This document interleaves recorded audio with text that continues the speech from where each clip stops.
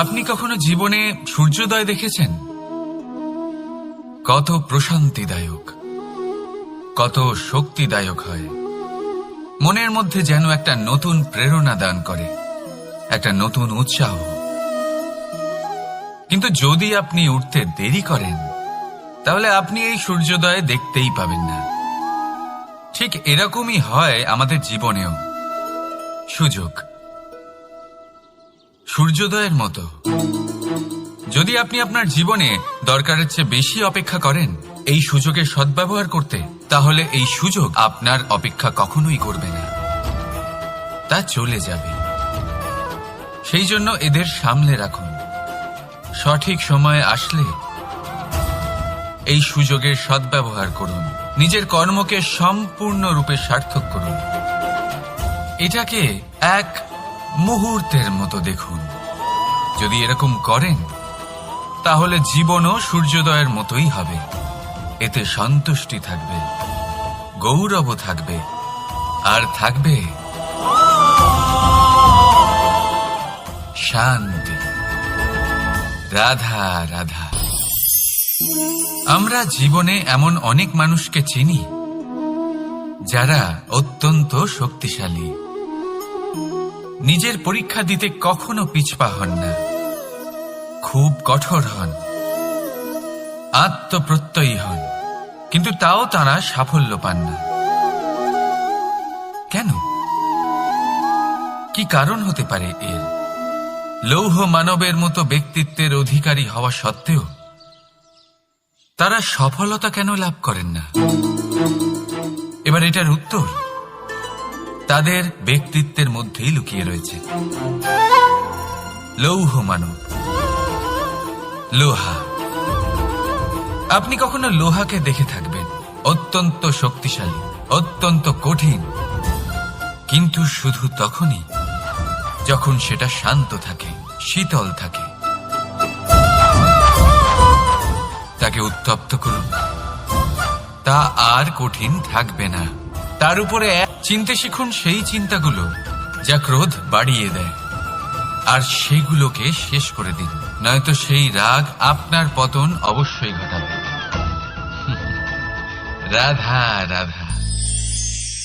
আমরা অনেকবার লোকের থেকে এই কথা শুনেছি, জীবনে যখনই ধন অর্জন করবে বাঁচিয়ে রাখবে।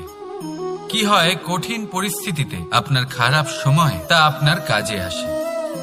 কিন্তু এই কথা কি 100% সত্যি?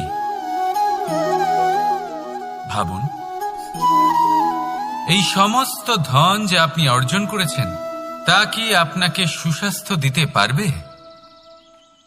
এই সমস্ত ধন কি আপনাকে সুখ এনে দিতে পারবে? পারবে না, তাই না? চলুন আমি আপনাকে একটা কথা বলি। পরমেশ্বর, ঈশ্বর, যদি এই ঈশ্বরের ওপর আপনি বিশ্বাস রাখেন, সর্বদাই ভালো কাজ করেন, সবার মধ্যে প্রেম ছড়িয়ে দেন, আর সবার জন্য শুধু ও শুধুমাত্র শুভকামনা করেন, তাহলে আপনার সাথে কখনো কোনো খারাপ হতে পারে না। তাই সময় বদলান, সময় বদলানোর উপকরণ নয়। আর ভালোবেসে বলুন, রাধা রাধা। অনেকবার আমাদের দৃষ্টিভঙ্গি এমন হয়ে থাকে যে আমাদের আসল সত্যের থেকে অনেকটা দূরে নিয়ে যায়। আমরা যেরকম দেখি সেরকম সবসময় হয় না। এবারে দেখুন না, আমরা মানুষেরা, আমাদের ভালো লাগে, আমরা কোথাও গেলাম, আমাদের স্বাগত জানানো হলো, আমাদের প্রশংসা করা হলো, কেউ আমাদের দিকে হাসি মুখে তাকালো, আমাদের ভালোবাসলো, আমাদের ভালো লাগে। কিন্তু যদি কেউ ক্রুদ্ধ হয়, কটাক্ষ করে, ব্যঙ্গ করে, তাহলে আমরা তক্ষুনি তাকে নিজের শত্রু ভেবে ফেলি, তার উপরে ক্রুদ্ধ হয়ে যাই। একটা কথা মনে রাখবেন, এই হাসি সবার জন্যই হয়। আপনি তাদেরকেও হাসি উপহার দিতে পারেন যাদের আপনি চেনেন, তাদেরও দিতে পারেন যাদের আপনি চেনেন না। ছোটদের দিতে পারেন, বড়দের দিতে পারেন, সবার জন্যই হলো এই হাসি। কিন্তু ক্রোধ, ক্রোধ তাদের উপরেই আসে যাদের আমরা জীবনে কখনো হারাতে চাই না, যাদেরকে আমরা অসম্ভব ভালোবাসি, যাদের জন্য আমরা আশা করি যে তাদের জীবনের পরবর্তী সময় সব সময় সুখময় হোক, উজ্জ্বল হোক। সেই জন্য আপনার জীবনের সমস্ত সেই ব্যক্তি যারা আপনার উপরে ক্রুদ্ধ হন, কটাক্ষ করেন, জরুরি নয় তিনি আপনার শত্রুই হবেন। হতে পারে সে হলো আপনার শুভাকাঙ্ক্ষী, যিনি আপনার শুধুমাত্র ভালোই চান, যিনি আপনার জন্য একটা সুন্দর ভবিষ্যৎ চান। সেই জন্য সব সময় মন দিয়ে অন্যের কথা বোঝার প্রয়াস করুন।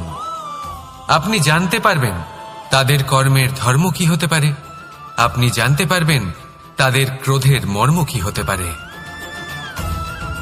রাধা রাধা। জীবনের এই পথে এগোতে এগোতে আমরা কোথাও থেমে যাই, আমরা জানি না কেন। আমরা চেষ্টা করি যেন আমরা সামনে এগোতে পারি, কিন্তু এরকম হয় না। কি কারণ হতে পারে এর? আসুন আমি আপনাকে বোঝাই। মনে করুন আপনি কোনো রাস্তায় হাঁটছেন, আপনার পা মুচকে গেল, আপনি পায়ে আঘাত পেলেন। এখন এই আঘাত যদি আপনাকে পথ চলতে বাধা দেয়, তখন আপনি থেমে যান। যদি আপনার ভাবনা চিন্তা ক্ষুদ্র হয়, তাহলে আপনি জীবনে কখনোই এগোতে পারবেন না। ভেঙে যাওয়া কলম দিয়ে আপনি কখনো চিঠি লিখতে পারবেন না। ঠিক সেইভাবেই যদি আপনার মনে অন্যের জন্য হিংসা থাকে, তাহলে আপনি আপনার নিজের ভাগ্য লিখতেই পারবেন না। কাজের প্রতি আলস্য আপনাকে কখনো ধনী হতে দেবেই না, আর ধনের প্রতি লোভ তা আপনাকে কখনো মহান হতে দেবে না। ছোট একটা কথা, কিন্তু এ হলো অত্যন্ত গুরুত্বপূর্ণ। ভাবনা চিন্তা অবশ্যই করুন, আর বোঝার চেষ্টা করুন সেটা যা আপনি বুঝতে চান। হতে পারে আপনি এমন কোনো পথ খুঁজে পেলেন যার ফলে আপনি কোনো খারাপ পথে যেতে যেতে থেমে গেলেন, বা আপনি এমন কোনো অর্থ খুঁজে পেলেন যা আপনাকে মহান হবার পথে অগ্রসর করে দিল। রাধা রাধা। অহংকার এ হলো ছোট একটা শব্দ, কিন্তু এর প্রভাব অত্যন্ত বৃহৎ হয়ে থাকে। আর সব থেকে বড় সমস্যা হলো মানুষ আজ অবধি বুঝতেই পারেনি যে এই অহংকারের বাস্তব রূপ কিরকম। কেউ একে গর্বের নাম দেন, কেউ একে আত্মসম্মানের নাম দিয়ে থাকেন, এবং কোথাও একটা এমন সময় চলে আসে যখন সময় এই অহংকারকে ভেঙে খান খান করে দেয়। আর তখন না গর্ব আপনাকে বাঁচাতে পারে, না আপনার আত্মসম্মান। এখন যদি আপনাকে উদাহরণ দিই, তাহলে যেখানে আপনি বসে আছেন সেই ঘরেই ওপরে তাকান, সেই ছাদের দিকে।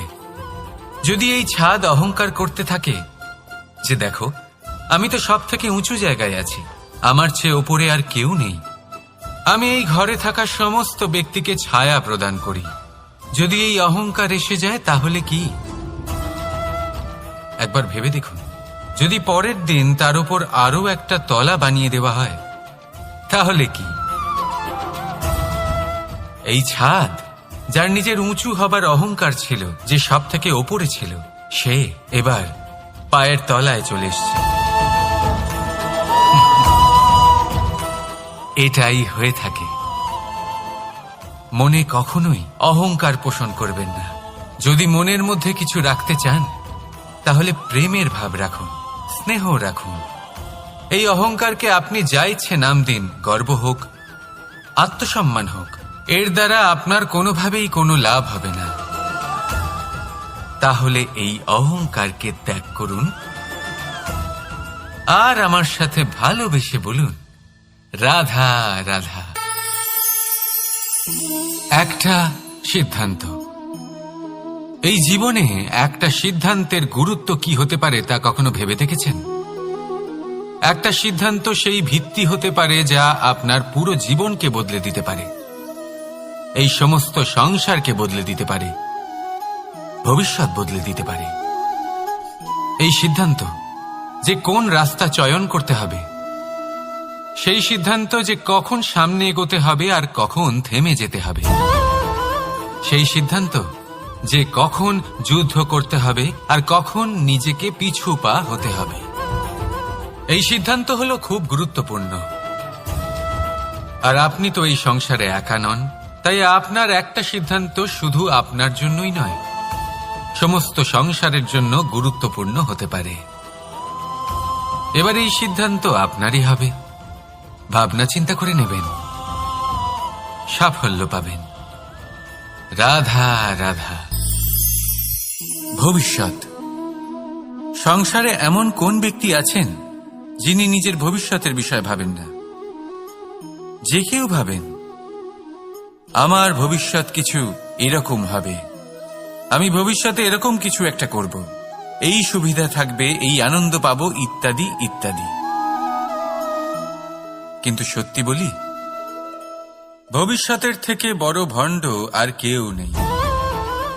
ভবিষ্যৎ আপনাকে ছেড়ে চলে যাবে, আপনি জানতেও পারবেন না। ভবিষ্যৎ আপনার থেকে আপনার বর্তমান কেড়ে নেবে। অনেক সময় আমরা ভবিষ্যতের বিষয় ভাবতে থাকি, দুশ্চিন্তা করতে থাকি, ভবিষ্যৎ দিয়ে নিজেকে এতটাই ঘিরে ফেলি যে বর্তমান কি তা ভুলেই যাই, তার বোধই আমাদের থাকে না। ভাবুন, ভবিষ্যৎ কি? ভবিষ্যৎ হলো সেটাই যা এখনো পর্যন্ত ঘটেনি। বর্তমান হলো সেটা যা এখন ঘটছে। তাহলে যা এখনো ঘটেইনি তার বিষয়ে দুশ্চিন্তা করে নিজেকে ব্যতিব্যস্ত কেন করছেন? এই বর্তমান, এটাই হলো গুরুত্বপূর্ণ। এর উপরে সমস্ত ভাবনা কেন্দ্রীভূত করুন। মনে লক্ষ্য অবশ্যই রাখুন, কিন্তু পুরো মনোযোগ শুধু বর্তমানে থাকবে। এই বর্তমানকে যদি সামলে নিতে পারেন, তাহলে আপনার ভবিষ্যৎ এমনি উজ্জ্বল হয়ে উঠবে। তাহলে আসুন আমার সাথে ভালোবেসে বলুন, রাধা রাধা। সময়। কথায় আছে, আমাদের জীবনের প্রত্যেক মুহূর্ত স্বর্ণর মতো হয়। এবার হয় আমরা একে নিজেদের কাছে রাখতে পারি, বা একে আমরা চলে যেতে দিতে পারি। কারণ এই ছোট ছোট মুহূর্তই আছে যা আমাদের জীবনকে গড়ে তোলে। এখন এই জীবন কেমন হবে তা আমাদের উপর নির্ভর করে।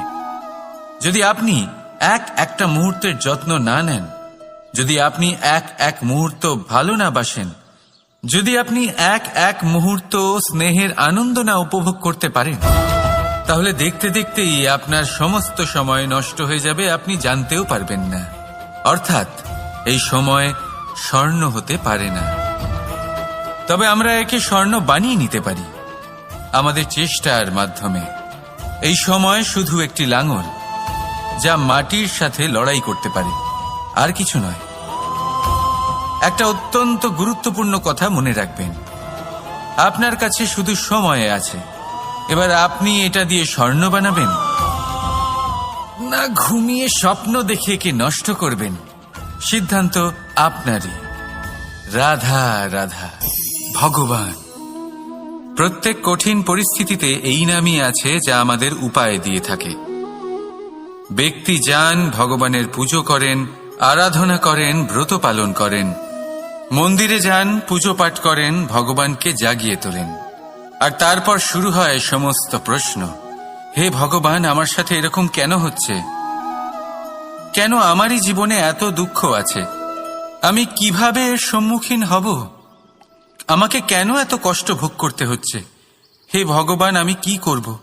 আমাকে সাহায্য করুন, কোনো রাস্তা দেখান।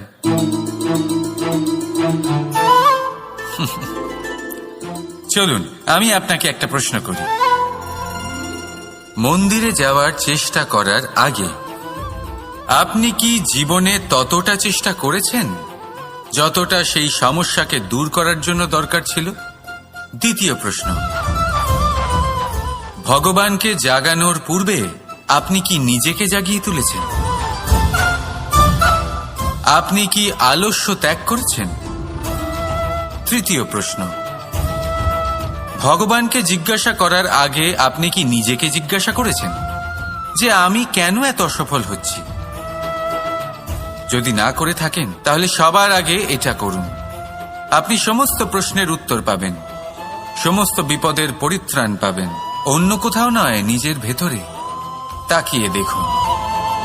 চেষ্টা করুন নিজেকে জাগিয়ে তোলার। আপনি সফল অবশ্যই হবেন, কারণ এই পরমাত্মা, ওই পরমেশ্বর, ওই পরব্রহ্ম আপনার মধ্যেই তো আছে। রাধা রাধা নাম। জন্মগ্রহণের পর মানুষের জন্য এই নাম অত্যন্ত গুরুত্বপূর্ণ হয়। মাতা, পিতা, পুরোহিত সকলেই সেই অক্ষর খুঁজতে শুরু করেন যা দিয়ে আপনার নাম শুরু হবে। কিন্তু নাম আর রাশি এক হয়ে গেলেই কি সব কিছু ঠিক হয়ে যায়? কখনোই নয়, কারণ আপনার কর্মই হলো সব থেকে গুরুত্বপূর্ণ, আর কিছুই নয়। দেখুন, এই নিয়তিও আপনার কর্ম অনুযায়ী আপনার ভবিষ্যৎ সুনিশ্চিত করে। যদি আপনাকে উদাহরণ দিই তাহলে ভাবুন, একদিকে ছিলেন রাম আর অন্যদিকে রাবণ।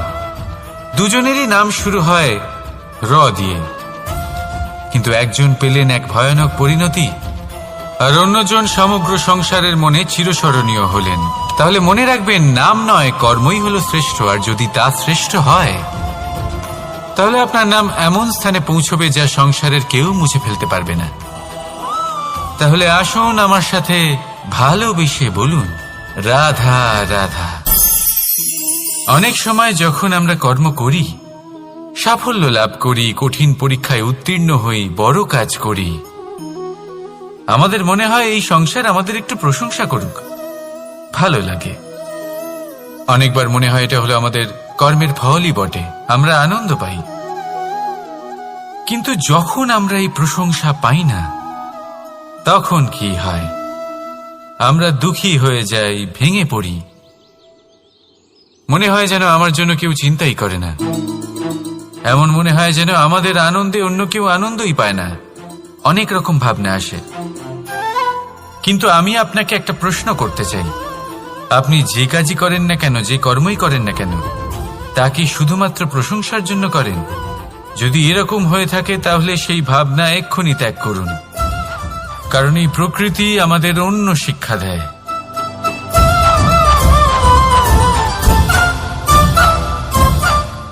এই ফুলকে দেখুন,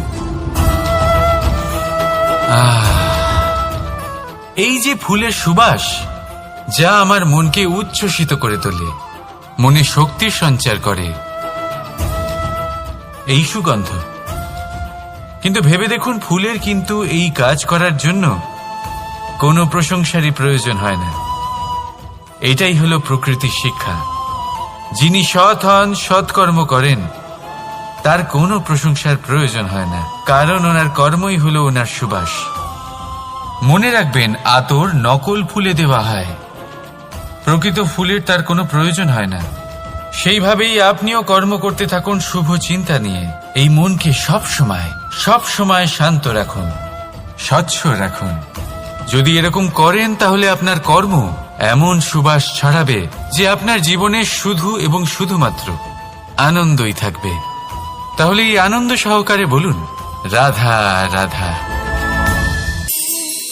এই সংসারে এমন কোনো পর্বত নেই যা এতটাই উঁচু যে মানুষ তার শিখরে পৌঁছতে পারবে না, তাকে অতিক্রম করতে পারবে না।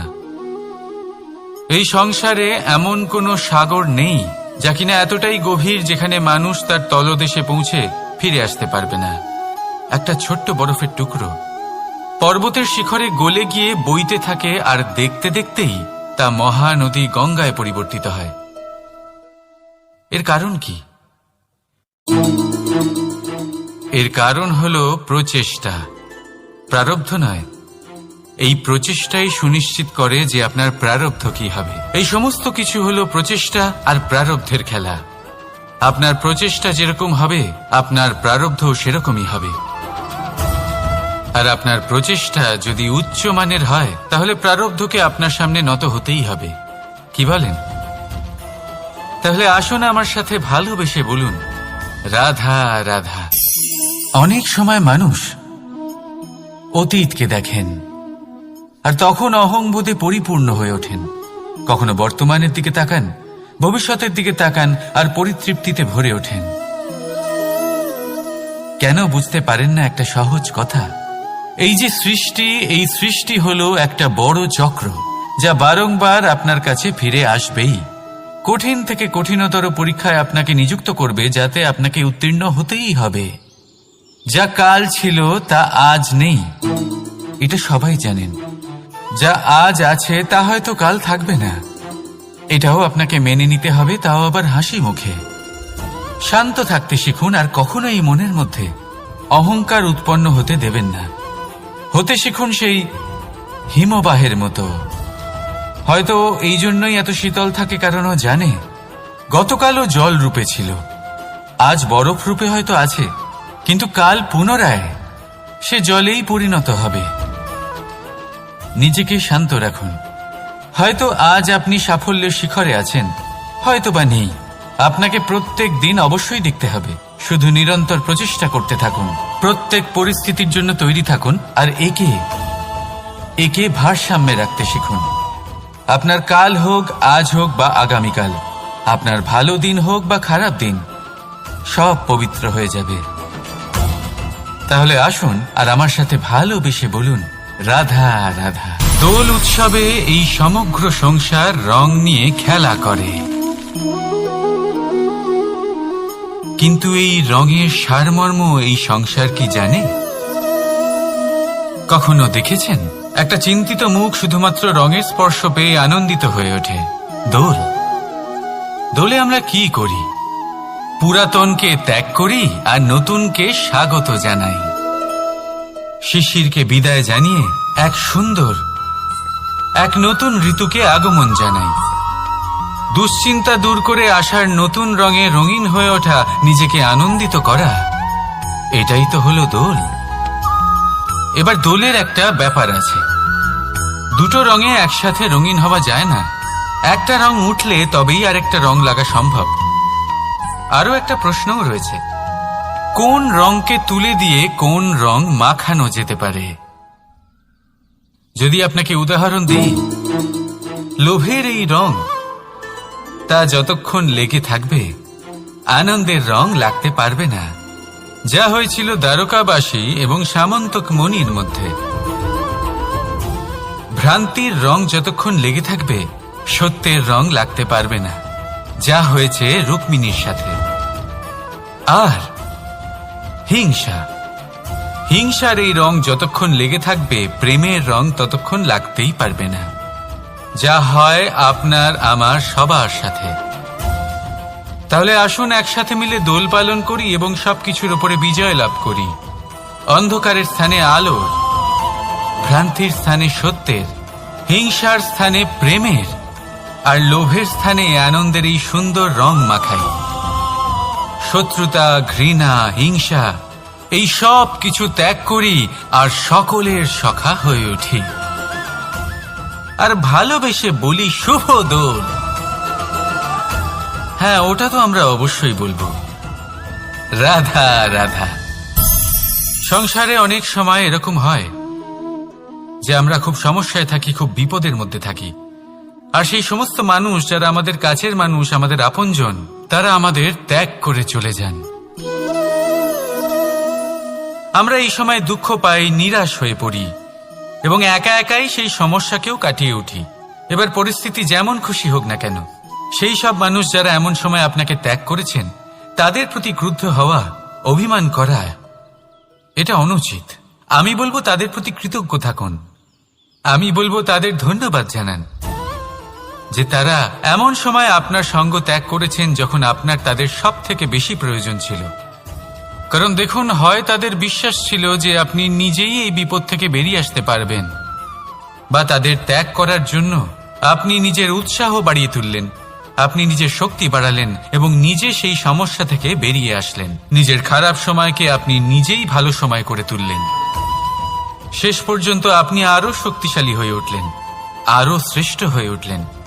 আর এটাই তো আপনার বিজয়, যার কারণ হলো তাদের আপনাকে ত্যাগ করা। তাহলে তাদের ধন্যবাদ জানান আর আমার সাথে ভালোবেসে বলুন, রাধা রাধা। ধন, ধন হলো কারোর জন্য মোহ, আবার কারোর জন্য মায়া, কারোর জন্য হয়তো ভাগ্য, আবার কারোর জন্য কর্মের পারিশ্রমিক। দেখতে গেলে এই ধন হয়তো সবার জন্যই অত্যন্ত প্রয়োজনীয় হয়ে থাকে। সেই জন্যই তো মানুষ নিজের সমস্ত জীবন অতিবাহিত করেন এই ধন অর্জন করার জন্য। অনেক মানুষ এমনও হয় যাদের সমস্ত জীবন এই ধন অর্জন করতেই কেটে যায়। প্রত্যেক মানুষই চেষ্টা করেন যেন তিনি ধনী হন, যত সম্ভব বেশি ধন অর্জন করতে পারেন, সম্পন্ন থাকতে পারেন। আর তা হবে নাই বা কেন? কারণ এটাই হলো এমন এক বস্তু যা আদান প্রদান এমন নানান কাজে আসে। চেষ্টা তো সব মানুষই করেন, ধন অর্জন সব মানুষ করতে পারেন না। কারণ হলো এটাই যে মানুষ ভাবেন যে তার কাছে কিছু ধন এলে তারপর তিনি কিছু করে দেখাবেন, আর ধন ভাবে যদি এই মানুষ কিছু করে দেখান তাহলে আমি তার কাছে আসব। সেই জন্য কিছু করে দেখান, এমন শ্রেষ্ঠ কাজ করে দেখান যাতে ধন নিজেই আপনার কাছে ছুটে আসে। যদি আপনি ধন লাভের আশায় ছোটেন তাহলে আপনি নিজের সন্তোষ ভাব হারিয়ে ফেলবেন, কিন্তু এই সম্পত্তি যদি আপনার কাছে ছুটে আসে তাহলে আপনাকে মহান বলা হবে। সেই জন্য কাজ করুন, শ্রেষ্ঠ কাজ করে দেখান, দেখবেন এই ধন ফলস্বরূপ আপনার কাছে আসবেই আসবে। তাহলে আসুন আমার সাথে ভালোবেসে বলুন রাধা রাধা। আমাদের মনে সবসময় একটা প্রশ্ন এসেই থাকে,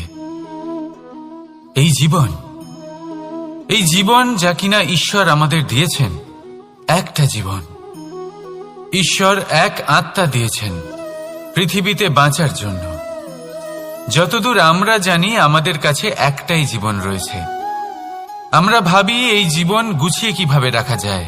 প্রত্যেক মানুষ ভাবেন যে আমি কি করি যাতে এই জীবনকে গুছিয়ে রাখা যায়, কিরকম কর্ম করব, কিরকম পুণ্য করব, কি ধরনের শাস্ত্র পড়ব যাতে আমি সেই জ্ঞান অর্জন করি যাতে জীবনটা সুন্দর করে তুলতে পারি। আমাদের সমগ্র জীবন কেটে যায় এই প্রশ্নের উত্তর খুঁজতে, সেই শাস্ত্র অধ্যয়ন করতে। এমন অনেক মানুষ তাও বুঝতে পারেন না। আসুন আজ আমি আপনাকে একটা সহজ কথা বলি যার দ্বারা আপনি নিজের জীবন সুন্দর করবেন। জীবন, জিহ্বা, এদের দুজনেরই হলো একটাই রাশি। জিহ্বা অর্থাৎ আপনার কথা, এই কথাকে সংযত রাখুন, একে সুন্দর করে তুলুন, মধুর কথা বলুন, যতটা সম্ভব একে নিয়ন্ত্রণে রাখুন, আপনার জীবন সুন্দর হয়ে উঠবে। কারণ এই শব্দ হয় অত্যন্ত শক্তিশালী। এটা হলো এমন এক বন্ধন যা আপনার সামনের মানুষকে আপনার ব্যক্তিত্বের সাথে জুড়ে দিতে পারে। তাই এই শব্দ সংযত রাখুন, একে সুন্দর করে তুলুন, আপনার জীবন আপনা থেকেই সুন্দর হয়ে উঠবে। আর আসুন এই মধুর সুন্দর অনুভূতি দিয়ে বলুন রাধা রাধা। জীবন, এই জীবন আসলে কি?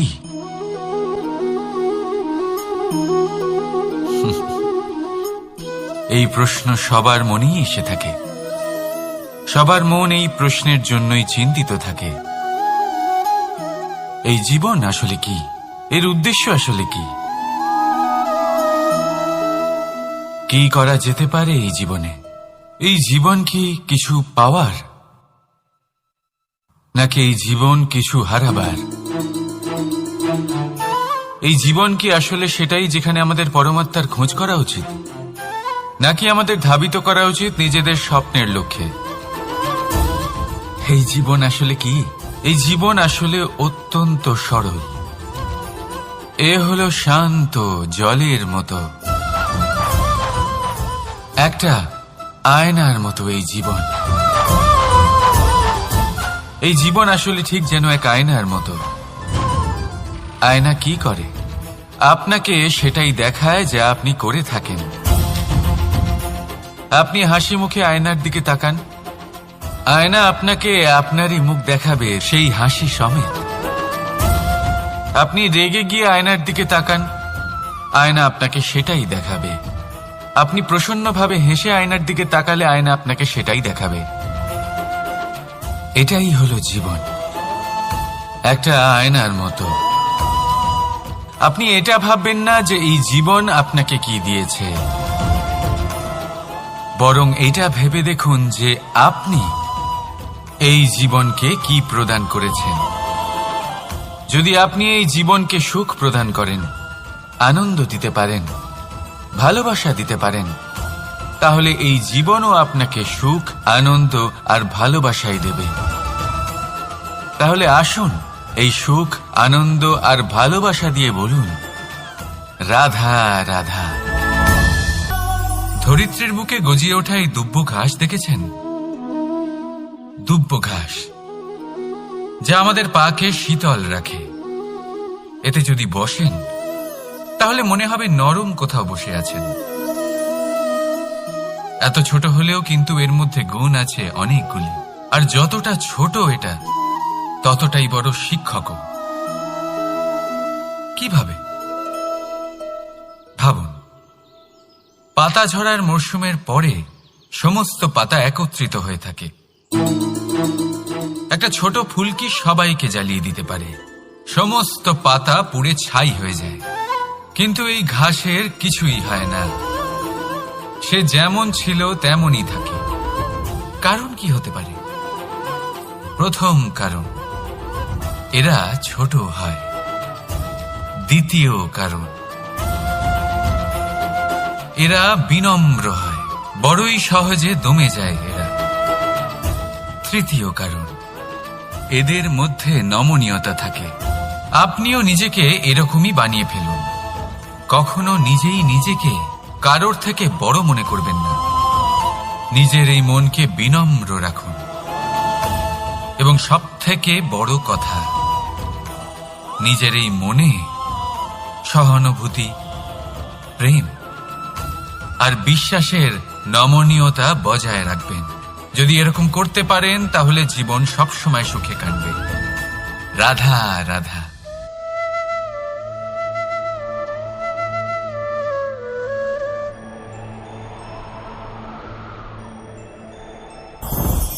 লোভ আপনার অন্তরের আরো একটা শত্রু। দেখতে গেলে এটা একটা শব্দ, একটা সংস্কৃত শব্দ। লব ধাতু থেকে উৎপন্ন হয়েছে। এর অর্থ কিছু লাভ করা। কিছু লাভ করা অনুচিত নয়, আরো কিছু লাভ করাও অনুচিত নয়, কিন্তু সব থেকে বেশি আমি লাভ করব। আমি আরো চাই, আরো বেশি চাই, আরো বেশি পেতে চাই। এটাই হলো লোভ। আর এই লোভ যখন গ্রাস করে তখন আপনি যা পেতে চান, সে ধনই হোক বা মানই হোক, তা অর্জন করার জন্য মানুষ যে কোনো স্তরে পৌঁছে যেতে পারে। যদি মানুষ ধন অর্জন করতে চান তাহলে তার জন্য তারা অধর্মের পথেও চলতে পারেন। যদি সম্মান অর্জন করতে চান তাহলে অন্য মানুষকে ছোটও করতে পারেন। শেষ পর্যন্ত আপনার এটা মনে হতে পারে যে যদি একটু অল্পই প্রাপ্ত করতাম, কিন্তু ভালোবেসে প্রাপ্ত করতাম, এই জীবন আরো অনেক বেশি সুখী হতো। লোভ আপনার জীবনে, আপনার মনে কখন যে প্রবেশ করবে সেটা আপনি জানতেও পারবেন না। তাই এটা চিনতে শিখুন আর তৎক্ষণাৎ জীবন থেকে বাইরে ফেলে দিন। যা কিছু লাভ করতে চান তা ভালোবেসে লাভ করুন, আর সেই ভালোবাসার সাথেই বলুন, রাধা রাধা। জীবনে ক্ষমা চাওয়া তাও কিছুটা সহজ, ক্ষমা করতে পারা অত্যন্ত কঠিন। ক্ষমা 2 অক্ষরের এই শব্দ হতে পারে, কিন্তু অত্যন্ত বড় এই শব্দ, অত্যন্ত গুরুত্বপূর্ণ এই শব্দ। কখনো কখনো অন্য কাউকে ক্ষমা করে দেওয়া তাও কিছুটা সহজ কাজ, কিন্তু নিজেকে ক্ষমা করতে পারা অত্যন্ত কঠিন হয়ে দাঁড়ায়। অতীতে যদি আমাদের এমন কোনো ভুল হয় যে কারণে আমরা নিজেকে ক্ষমা করতে পারি না, অনেক সময় এমন কিছু ভুল করে বসি যে বিষয় শুধু আমরাই জানি। কিন্তু আমরা নিজেকে ক্ষমাই করতে পারি না, আর আমাদের বিকাশ সেখানেই স্তব্ধ হয়ে যায়। কারণ যদি আপনি ক্ষমা করতে না শেখেন, নিজেকে ক্ষমা যদি না করতে পারেন, তাহলে তা আপনার জীবনের সব থেকে বড় বাধা হয়ে দাঁড়াবে। সেই জন্য জীবনে অবশ্যই শিখুন যে কিভাবে নিজেকে ক্ষমা করতে হয়, আর শিখুন যে আগের করা ভুল আবার কি করে না করা যেতে পারে। এই মন হালকা হবে আর প্রসন্ন হয়ে বলবে, রাধা রাধা। এই সংসারে যখনই কোনো সমস্যা আসে, তখন আমরা আমাদের সব থেকে বড় সম্বলের কাছে আশ্রয় খুঁজি, তা হলো আমাদের বিশ্বাস। এবার প্রশ্ন হলো এটাই যে এই বিশ্বাস কার উপর করা যেতে পারে? পরিবারের উপর, বন্ধুর উপর, নাকি তাদের উপর বিশ্বাস করা উচিত যাদেরকে আমরা কখনো সঙ্গ দিয়েছি? দেখুন, এই সংসারে বিপদের সম্মুখীন হলে কে আপনাকে সাহায্য করবে সেটা নির্বাচন করা আপনার হাতে নেই। সেটা সেই সকল ব্যক্তির উপর নির্ভরশীল যে তারা আপনাকে সাহায্য করবে নাকি করবে না। অর্থাৎ যখনই কোনো বিপদ আসে, সর্বপ্রথম তার সম্মুখীন আমাদের নিজেকেই হতে হয়, আর তার জন্য প্রস্তুত থাকা প্রয়োজনীয়। সেই শক্তি, সেই সাহস অর্জন করা প্রয়োজনীয়। দেখুন, যখনই অন্ধকার আসে, তখন সবার আগে কে আপনাকে ত্যাগ করে চলে যায়? আপনার নিজেরই ছায়া। এই অন্ধকারের সম্মুখীন হতে হয় অন্তরের প্রদীপের দ্বারা, অন্তরের আত্মা দ্বারা। তবেই আপনি অন্ধকারের ওপর জয়লাভ করতে পারবেন। সেই জন্য যে বিপদই আসুক না কেন, নিজেকে তার জন্য প্রস্তুত রাখা উচিত। সেই সাহস নিয়ে আসুন। এমন কোনো বিপদ নেই যা আপনাকে ভেঙে দিতে পারে। আসুন আমার সাথে ভালোবেসে বলুন, রাধা রাধা। মানুষ সবসময় চায় যে তার জীবনে যেন কখনো কোনো সমস্যাই না আসে। সে চায় তার জীবন যেন শুধুমাত্র শান্তি এবং সুখের দ্বারা পূর্ণ থাকে। কিন্তু এই চাহিদা অনুচিত কিছু নয়। আমরা সবাই এটাই চাই যে জীবনে সুখ থাক, শান্তি থাক। কিন্তু এই কথা সবসময় মনে রাখবেন, যে সূর্য উদিত হন সংসারকে প্রকাশমান করেন, দুপুরবেলায় সংসারকে রৌদ্র প্রদান করেন, সন্ধেবেলায় তাকেও অস্ত যেতে হয়। এবার আমাদের জীবন চক্র কিছুটা এরকমই। কোনো কিছুই চিরকাল একরকম থাকে না।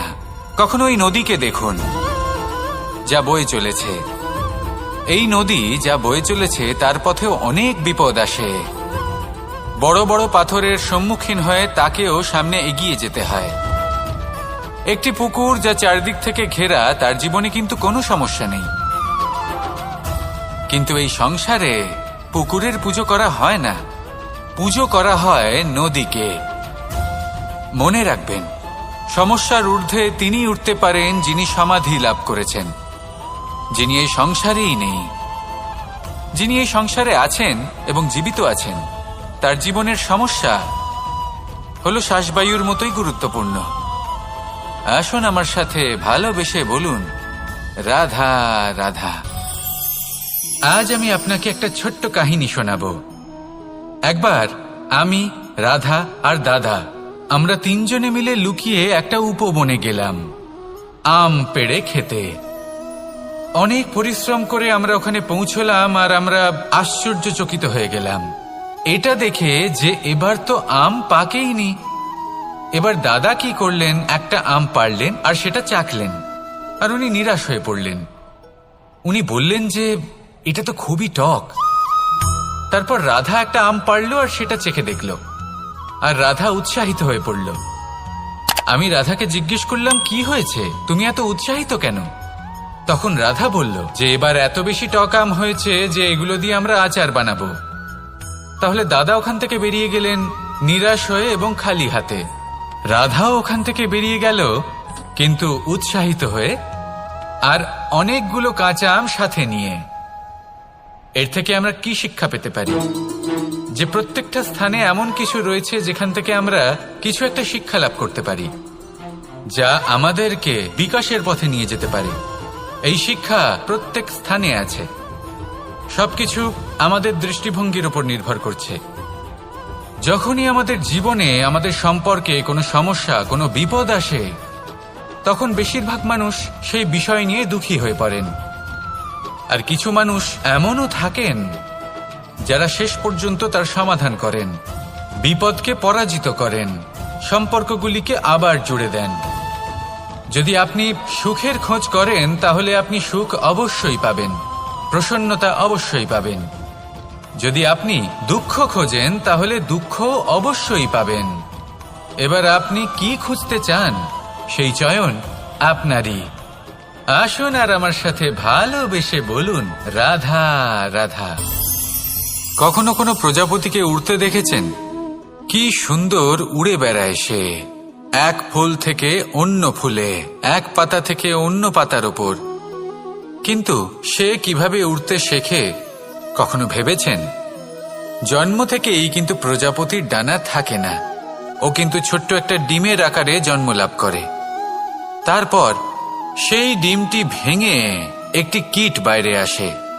আস্তে আস্তে সে বড় হয়, ওর শক্তি বৃদ্ধি পায়। তারপর সে সেই কীট দশা ত্যাগ করে নিজের ডানাগুলি মেলে। এই প্রক্রিয়া তার কাছে সরল নয়, অত্যন্ত যন্ত্রণাদায়ক প্রক্রিয়া, কিন্তু সে সেই যন্ত্রণা মেনে নেয়। আর তারপর আস্তে আস্তে সে উড়তে শেখে। শুধুমাত্র আকাশে উড়ে বেড়ায় তা নয়, আমাদের মনের মাঝে উড়ে বেড়ায়। এবার এই ডিম থেকে প্রজাপতি হয়ে ওঠার যে যাত্রা, এটা যতটা কঠিন ততটাই কঠিন হয় এই সংসারে শ্রেষ্ঠ কর্ম করা, ততটাই কঠিন হয় এই সংসারে মহান হয়ে ওঠা। সেই জন্য প্রয়োজনীয় প্রচেষ্টা এবং সময়।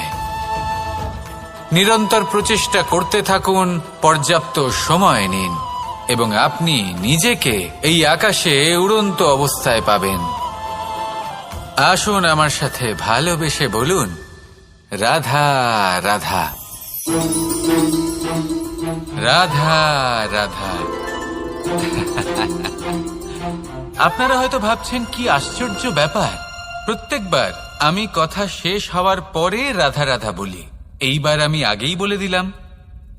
কারণটা কি? কারণ হলো অত্যন্ত বিশেষ। প্রত্যেকবার কথা সমাপ্ত হবার পরে আপনাদের সবার মধ্যে ভালোবাসা বিতরণ করতে চাই, তাই রাধা রাধা বলি।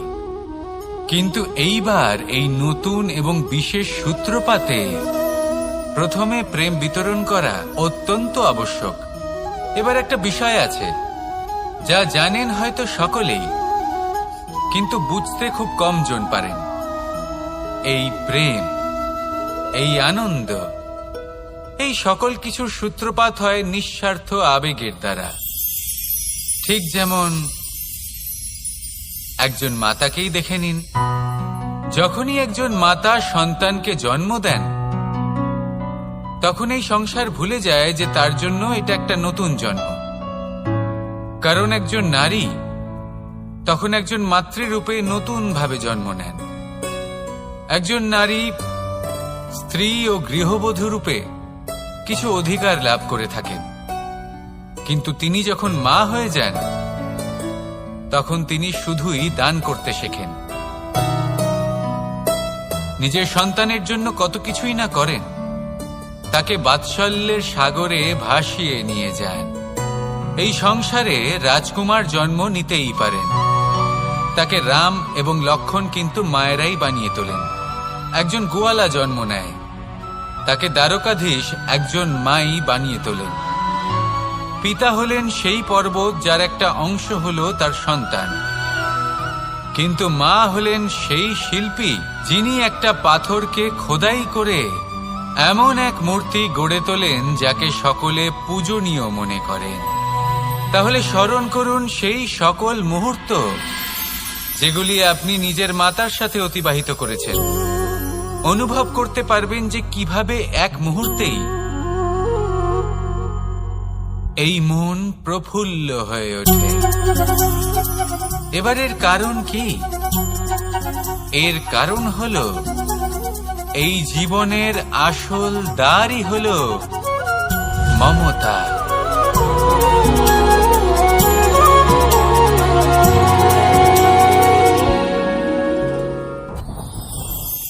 যত শক্তিশালী এই মন, তত শক্তিশালী এই শরীরও। এই যে আমাদের শরীর, এটা আসলে কি? এ হলো একটা রথের মতো। আর একটা রথ ততক্ষণ চলতে পারবে না যতক্ষণ না তাকে কোনো সারথি চালাবে। এই মন হলো শরীরের সারথি। এবার ভাবুন, যদি এই সারথি শক্তিহীন হয়, দুর্বল হয়, তাহলে এই রথের কি হবে? এটা উচিত পথে চলতে পারবে না, উচিত গতিতে চলতে পারবে না, মন মতো স্থানে এটা পৌঁছতেও পারবে না।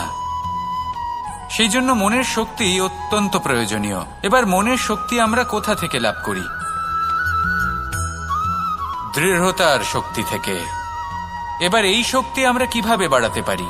আমরা প্রতিদিন কিছু নতুন স্থির করি, কিছু ছোট কিছু বড়, আর যেই আমরা নতুন কিছু পূর্ণ করি, আমাদের মনের শক্তি বেড়ে যায়।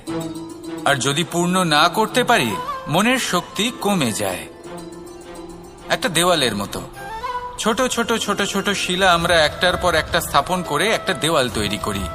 এতগুলো পাথর যখন একত্রিত হয়ে যায়, তখন এমন এক দেওয়াল তৈরি হয় যাকে ভাঙা প্রায় অসম্ভব হয়ে দাঁড়ায়।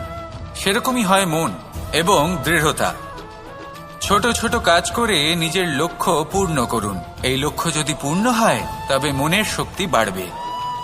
কিছুটা এইভাবে যে যত বড়ই বিপদ আসুক না কেন, সেই বিপদ নিজে হার মেনে নেবে, কিন্তু আপনার মন ততটাই শক্তিশালী থাকবে। তাই মনের শক্তি বাড়াতে থাকুন, যাতে আপনি উচিত পথে চলতে পারেন, উচিত গতিতে চলেন আর মনোবাঞ্ছিত স্থানে পৌঁছতে পারেন। তবেই এই মন প্রসন্ন হয়ে বলবে, রাধা রাধা। আমি রাধাকে ভালোবাসি, আর এই কথাটা সমগ্র সংসার জানে। আর সময় অন্তরে লীলার দ্বারা, বিভিন্ন ঘটনা দ্বারা, কর্মের দ্বারা আমি নিজের এই ভালোবাসা রাধার সামনে প্রকাশ করি। এবার আপনি বলবেন, এসবের কি প্রয়োজন? রাধা কি এই কথা জানে না যে কৃষ্ণ তাকে কতটা ভালোবাসে? অবশ্যই জানে, কিন্তু এই যে ভালোবাসা, তা মনে রেখে দেওয়ার জন্য নয়, তা প্রকাশ করার জন্য। আর বারংবার এই ভালোবাসাকে প্রকাশ করা উচিত, উচিত সময় এবং উচিত সুযোগ দেখে। কিরকম? এবার যদি আপনি প্রেমীর সাথে কোনো উৎসবে থাকেন, তাহলে তার সাথে নৃত্য সঙ্গীত করুন। যদি ভিড়ের মাঝে থাকেন, তখন প্রেমীকে সম্মান করুন, একান্তে প্রসাধন করুন। দুঃখের সময় তার হাত ধরে থাকুন, সুখের সময় আলিঙ্গন করে রাখুন। এই প্রেম যত প্রকাশ করবেন, ততই এই প্রেমের বৃদ্ধি হবে।